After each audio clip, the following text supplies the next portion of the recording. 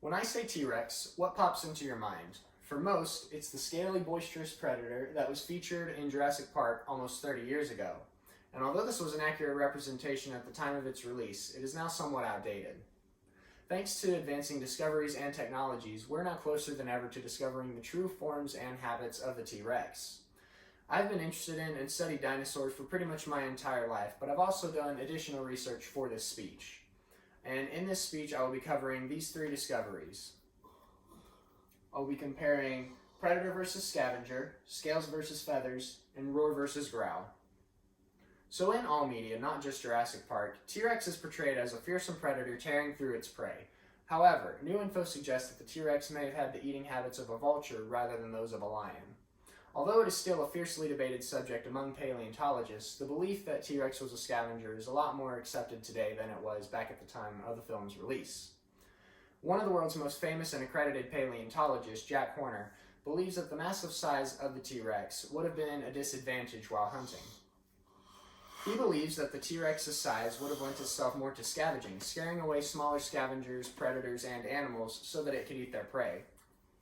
However, he also notes that the teeth were meant to crush bones and not tear through flesh. This would have been a hindrance while hunting, but would have been a great advantage if scavenging. However, this doesn't mean that the T-Rex never killed its food. More likely is that the T-Rex would feed off dead animals whenever possible and only resort to killing when necessary. Modern-day scavengers like vultures will also do this and kill their prey whenever they just can't find a meal. And like vultures, the T-Rex may have also had feathers. So the feathers versus scales argument has been hotly debated for a long time, but is especially hot now because a lot of paleontologists believe that birds evolved from dinosaurs. And I personally don't think this. I think dinosaurs were a breed of their own and adapted feathers for their environment. But most likely the T-Rex was covered in feathers as a youngling and lost them once it was older.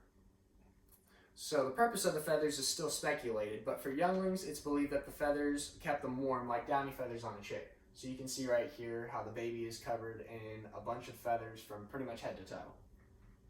Once they were older though, the feathers only began to grow on patches on the neck, back, and tail.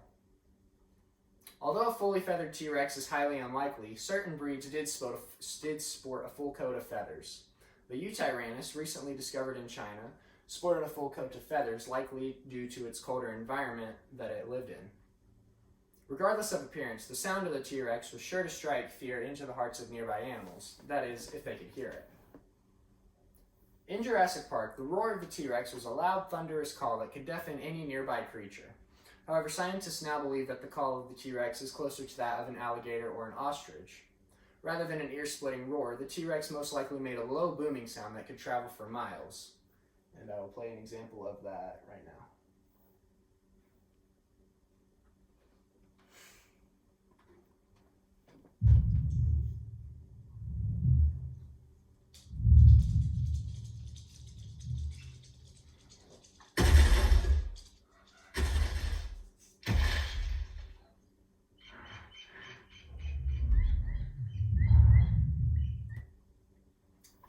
So it was most likely something along those lines. And if you couldn't hear that, all the people watching this on YouTube, I will put a link in the description so you can go and watch the video for yourself. So most likely, this sound would have been too low for most animals to hear, which would have been a great advantage in trying to avoid scavengers and threats for the T-Rex. Unlike in Jurassic Park, this sound is a closed-mouth vocalization, and it could have traveled for miles and would have been used to mate, warn young, or warn other T-Rexes that they were encroaching into their territory or to step away from their prey. It's also speculated that this vocalization was used on rare occasions whenever T-Rexes would team up and hunt prey together in a sort of pack. Whatever this vocalization was used for, it was likely only heard by other Tyrannosauruses. Because it was so deep, other creatures would most likely experience a boom or a low rumble rather than hearing the full extent of the roar. Whatever they heard, it's safe to say that the T-Rex sounds a lot different in real life than it did in Steven Spielberg's blockbuster. When Jurassic Park premiered, it opened the public's eyes to dinosaurs and specifically the T-Rex. The T-Rex is solidified as an icon by this film almost 30 years later, and although much has changed since then, and the film is still great, the T-Rex has also changed a lot in those 30 years as well. The eating habits, appearance, and sound of the T-Rex all make it a totally different animal than it was 30 years ago, and who knows what it will look like 30 years into the future.